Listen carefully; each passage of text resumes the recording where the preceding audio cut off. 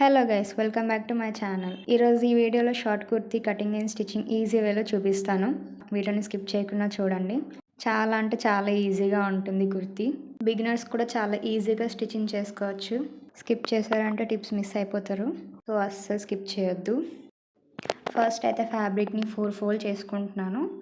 Closure side నా వైపు పెట్టుకున్నాను అనమాట నేను. ఇంకా పైన వచ్చేసి నేను ఎడ్జెస్లోని కొంచెం క్లాత్ ఎక్కువ తక్కువ ఉంటుంది కదా, దాన్ని ఒక స్ట్రైట్ లైన్ అయితే డ్రా చేసుకున్నాను. ఆ డ్రా చేసుకున్న లైన్ దగ్గర నుంచి నేను షోల్డర్ మార్కింగ్ చేసుకుంటున్నాను. షోల్డర్ని 6.5 ఇంచెస్ తీసుకుంటున్నాను. షోల్డర్ డౌన్ కోసం అని చెప్పి నేను 1/2 ఇంచ్ మార్క్ చేసుకుంటున్నాను. ఆ 1/2 ఇంచ్ డౌన్ చేసుకున్న దగ్గర నుంచి మనం షోల్డర్ 6.5 తీసుకున్నాం కదా, దానికి ఒక 1/2 ఇంచ్ కలిపి ఆర్మ్ మార్కింగ్ అనేది చేసుకోవాలి. అంటే నేను 7 ఇంచెస్ తీసుకుంటున్నాను. అక్కడ నుంచి చెస్ట్ మార్కింగ్ చేసుకుంటున్నాను. చెస్ట్ 32, ఫోర్త్ పార్ట్ వచ్చేసి 8 ఇంచెస్. 8 ఇంచెస్కి నేను ఖర్చు కోసం 1.5 ఇంచ్ కలుపుకుంటున్నాను. ఈ లైన్స్ అన్నిటిని కలుపుకుంటూ నేను లైన్ డ్రా చేసుకుంటున్నాను. నెక్ వచ్చేసి నేను 3 ఇంచెస్ తీసుకుంటున్నాను నెక్ విత్.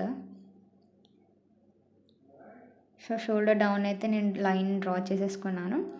ఫ్రంట్ ఆర్మ్ కోసం అని చెప్పి ఒక 1/2 ఇంచ్ లోపలికి మార్క్ చేసుకొని మనం ఆర్మ్ లైన్ అయితే ఏదైతే తీసుకున్నామో దానికి హాఫ్కి ఫోల్డ్ చేసుకొని మనం అక్కడి నుంచి మార్క్ చేసుకోవాలి ఫ్రంట్ ఆర్మ్ అనేది. మనం ఫ్రంట్ ఆర్మ్ లోపలికి 1/2 ఇంచ్ మనం మార్క్ చేసుకున్నాం కదా, అక్కడి నుంచి 1 ఇంచ్ పెట్టుకొని ఆర్మ్ రౌండ్ అనేది డ్రా చేసుకుంటున్నాను. ఫస్ట్ డ్రా చేసుకున్న బ్యాక్ పార్ట్కి అయితే నేను ఫస్ట్ బాక్స్ ఉంటుంది కదా, అక్కడ నుంచి నేను 1 ఇంచ్ పెట్టుకొని మళ్ళీ బ్యాక్ ఆర్మ్ని డ్రా చేసుకుంటున్నాను. వేస్ట్ నేను 14 ఇంచెస్ తీసుకుంటున్నాను. హిప్ నేను 20 ఇంచెస్కి మార్క్ చేసుకుంటున్నాను. వీటిని ఇలాగా ఒక స్ట్రైట్ లైన్ అనేది డ్రా చేసుకుంటున్నాను. ఇక్కడ నుంచి నేను మార్క్ చేసుకుంటున్నాను. బ్యాక్ డోరీస్ కోసం ఒక 1/2 ఇంచ్ కలుపుకొని నేను మార్క్ చేస్తున్నాను. 7 ఇంచెస్ ప్లస్ 1.5 ఇంచ్ ఖర్చు కోసం. కింద హిప్ అయితే నేను చెస్ట్ ఎలా అయితే మార్క్ చేసుకున్నానో హిప్ కూడా అలానే మార్క్ చేసుకుంటున్నాను. వాటికల్లా ఒక లైన్ అయితే డ్రా చేసేసుకుంటున్నాను.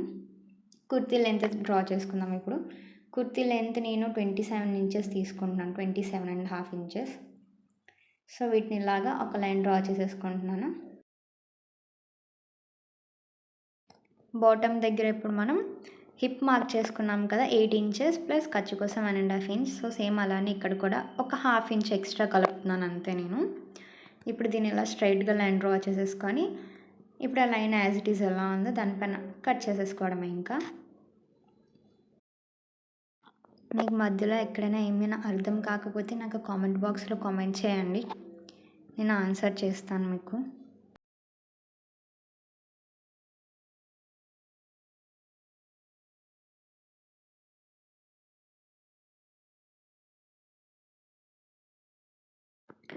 కటింగ్ అయితే కంప్లీట్ అయిపోయింది. ఇప్పుడు హిప్ దగ్గర, విస్ట్ దగ్గర చిన్న చిన్న కట్స్ అయితే ఇచ్చేసుకుంటున్నాను. కటింగ్ అయితే కంప్లీట్ అయిపోయింది కదా, ఇప్పుడు ఫ్రంట్ ఆర్మ్ కట్ చేసుకుందాం. ఫ్రంట్ ఆర్మ్ డౌన్ తీసుకున్నాం కదా, దాన్ని అలా కటింగ్ చేసేసుకోవడమే.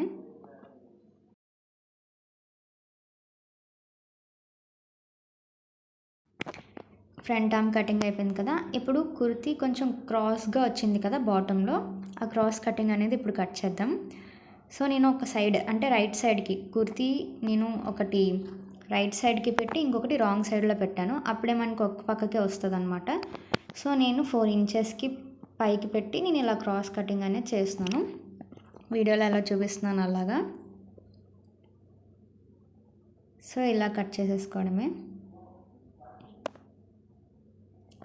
జాగ్రత్తగా పెట్టండి కట్ చేసేటప్పుడు. ఇప్పుడు బ్యాక్ ఆర్మ్ బట్టి మనం స్లీవ్స్ అనేది కట్ చేసుకోవాలి కాబట్టి నేను బ్యాక్ ఆర్మ్ ఎంత ఉందో చూసుకుంటున్నాను. 9.5 ఇంచెస్ వచ్చింది. సో స్లీవ్స్కి కూడా నేను 4 ఫోల్డ్ చేసుకుంటున్నాను. అక్కడి నుంచి ఒక స్ట్రైట్ లైన్ అనేది డ్రా చేసుకుంటున్నాను. నాకు స్లీవ్ లెంత్ నేను 21 ఇంచెస్ పెట్టుకుంటున్నాను. సో 21 ఇంచెస్ పెట్టుకొని అక్కడ అలా ఒక లైన్ అయితే డ్రా చేసేసుకుంటున్నాను బాక్స్ లాగా. సో పైనుంచి కిందకి మనం ఆర్మ్ స్లీవ్ షేప్ అనేది తీస్తాం కదా, దానికి ఒక 3 ఇంచెస్ పెడుతున్నాను. సో 3 ఇంచెస్ పెట్టి ఈ ఫ్రెంచ్ కర్వ్ స్కేల్తోని ఆ హ్యాండ్ షేప్ అనేది ఈజీగా డ్రా చేసుకోవచ్చు అనమాట.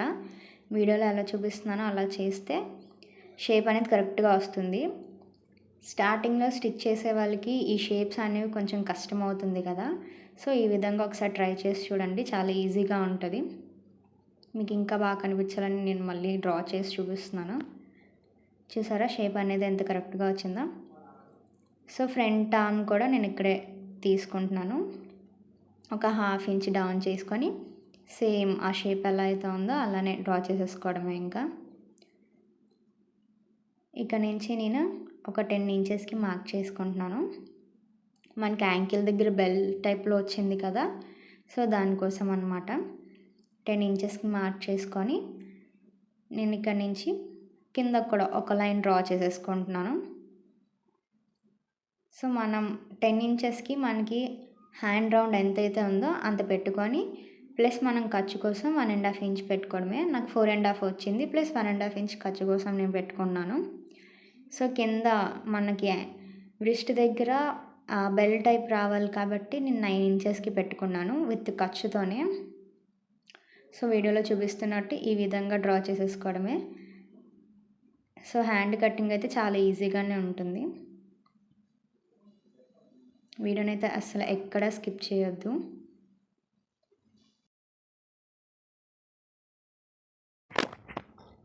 స్లీవ్ అంతా కటింగ్ అయిపోయిన తర్వాత మనం మిడిల్కి ఒక టక్స్ అనేది ఇచ్చేసుకోవడమే. అక్కడ మళ్ళీ మనం 10 ఇంచెస్ దగ్గర మార్క్ చేసుకున్నాం కదా, అక్కడ టక్స్ ఇచ్చేసుకొని ఫ్రంట్ ఆర్మ్కి స్లీవ్ కట్ చేసేసుకోవడమే. ఇంకా స్లీవ్ కటింగ్, కుర్తీ కటింగ్ అంతా కంప్లీట్ అయిపోయింది. స్టిచ్చింగ్ ఒకటే ఉంది. స్టిచ్చింగ్ అయితే చాలా ఈజీగా ఉంటుంది. కట్ చేసాం కదా, అక్కడ కూడా ఒక టక్స్ ఇచ్చేస్తే మనకి ఐడెంటిటీ ఉంటుంది అనమాట. సో నెక్ కోసం నేను డ్రా చేసుకుంటున్నాను. మిడిల్కి ఒక లైన్ అనేది డ్రా చేసుకొని ఇప్పుడు బక్రం పీస్ పైన నేను ఆల్రెడీ ఒక నెక్ అనేది రెడీ చేసి పెట్టుకున్నాను అనమాట. స్క్వేర్ నెక్ పెడుతున్నాను నేను. ఇది చాలా ఈజీగానే ఉంటుంది. సో దీనికి కూడా నేను మిడిల్కి ఒక లైన్ అనేది డ్రా చేసుకొని ఆ లైన్ పైన ఒక స్టిచ్ అనేది వేసేసుకుంటున్నాను. ఎందుకంటే అటు ఇటు జరిగిపోకుండా ఉంటుంది కాబట్టి సో ఈజీ అవుతుంది అనమాట. ఇలా స్టిచ్ అనేది కంప్లీట్ అయిపోయిన తర్వాత ఇంకా ఎడ్జెస్లో కూడా స్టిచ్ చేసేస్తాను. బక్రం పని అయితే అస్సలు స్టిచ్ పడకూడదు. నెక్స్ట్ ఏమైనా మోడల్ డిజైన్ చేయాలి అనుకుంటే నాకు కామెంట్స్లో చెప్పండి, ఏ టైప్ మోడల్ అనేది. నా ఇన్స్టాగ్రామ్లో మీరు మోడల్ పెట్టి ఇది రీక్రియేట్ చేయమని నాకు డిఎం చేసినా సరే నేను చేస్తాను. నా ఇన్స్టా ఐడి నేను స్క్రీన్ పైన ఇస్తాను. అండ్ స్టిచ్ అయితే కంప్లీట్ అయిపోయింది కదా. సో ఇప్పుడు దీన్ని ఒక 1/2 ఇంచ్ ఉండేలాగా కట్ చేసేసుకొని చిన్న చిన్న కట్స్ అనేవి ఇచ్చేసి దాన్ని ఆ నెక్ అలా తిప్పేస్తే అయిపోయింది. ఈ స్క్వేర్ నెక్ చాలా ఈజీగానే ఉంటుంది. నేను బ్యాక్ పార్ట్కి నేను రౌండ్ నెక్ అనేది పెడుతున్నాను. సో ఫ్రంట్కి నేను స్క్వేర్ నెక్ పెడుతున్నాను. షార్ట్ కుర్తీస్కి ఈ నెక్ సరిపోతుంది, ఇంకేం డిజైన్ పెట్టినా అంత బాగోదు. సో దీన్ని ఇలా తిప్పేసి దీనిపైన ఒక టాప్ స్టిచ్ అనేది వేసేస్తున్నాను. టాప్ స్టిచ్ అనేది కంప్లీట్ అయిపోయిన తర్వాత మన ఇష్టం, అది హెమ్మింగ్ అయినా చేసుకోవచ్చు, లేకపోతే డైరెక్ట్గా మిషన్తో అయినా స్టిచ్ చేసేసుకోవచ్చు. నేనైతే హెమ్మింగ్ చేయట్లేదు. హెమ్మింగ్ చేసేంత ఓపిక నాకు అస్సలు లేదు కాబట్టి నేను మిషన్తోనే చేసేస్తున్నాను. ఇలా బ్యాక్లో ఇలా వచ్చింది కదా, దానికి నేను మిషన్తో స్టిచ్ అనేది చేసేస్తున్నాను. ఇంకా హెమ్మింగ్ చేసే పని లేకుండా.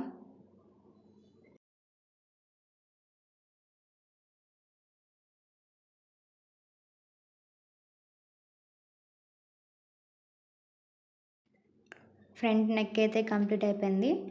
సో బ్యాక్ పార్ట్కి కూడా సేమ్ నేను రౌండ్ నెక్కే పెడుతున్నాను. ఫ్రంట్ ఎలా అయితే స్టిచ్ చేశాను బ్యాక్ కూడా సేమ్ అంతే ఉంటుంది. సో బ్యాక్ కూడా కంప్లీట్ అయిపోయింది. నేను బ్యాక్లో డోరీస్ కోసం అని చెప్పి నేను ఒక థ్రెడ్ అయితే రెడీ చేసుకొని పక్కన పెట్టాను. సో సైడ్లో లూప్స్ కోసం అని నేను ఒక 2 ఇంచెస్ తీసుకుంటున్నాను. రైట్ సైడ్కి అండ్ లెఫ్ట్ సైడ్కి నేను 4 ఇంచెస్ లూప్స్ పెడుతున్నాను కాబట్టి నేను 8 ఇంచెస్ తీసుకుంటున్నాను మొత్తం. వీటన్నిటిని కట్ చేసేసుకొని పక్కన పెట్టేసుకుంటున్నాను. మిడిల్కి ఒక మార్కింగ్ అయితే నేను చేసుకుంటున్నాను. సో స్ట్రైట్కి ఇలా లైన్ డ్రా చేసేసుకొని అక్కడి నుంచి నేను ఒక 5 ఇంచెస్ మార్క్ చేసుకుంటున్నాను. 5 ఇంచెస్ అక్కడి నుంచి మళ్ళీ నేను 4 ఇంచెస్ తీసుకుంటున్నాను. సో స్ట్రైట్గా లైన్ డ్రా చేసుకొని అక్కడి నుంచి నేను 4 లూప్సే పెడుతున్నానని చెప్పాను కదా. సో అక్కడ అలా ఒక స్ట్రైట్ లైన్ డ్రా చేసుకొని అక్కడ 4 లూప్స్ కోసం అని చెప్పి మార్క్ చేసుకోవడమే. ఇంకా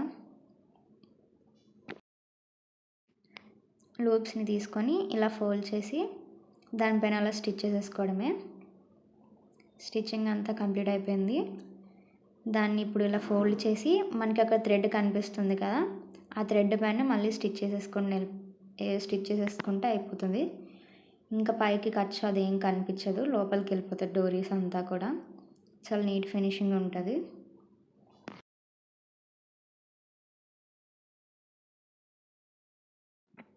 సో ఇంకొక సైడ్ కూడా నేను ఇలాగే స్టిచ్ చేసేసుకుంటున్నాను. సో డోరీస్ అంతా లూప్స్ అంతా అయిపోయిన తర్వాత డోరీస్ ఎక్కిచ్చేసుకోవడమే. డోరీస్ ఎక్కిచ్చేస్తే ఇంకా బ్యాక్ పార్ట్ అయిపోయినట్టే.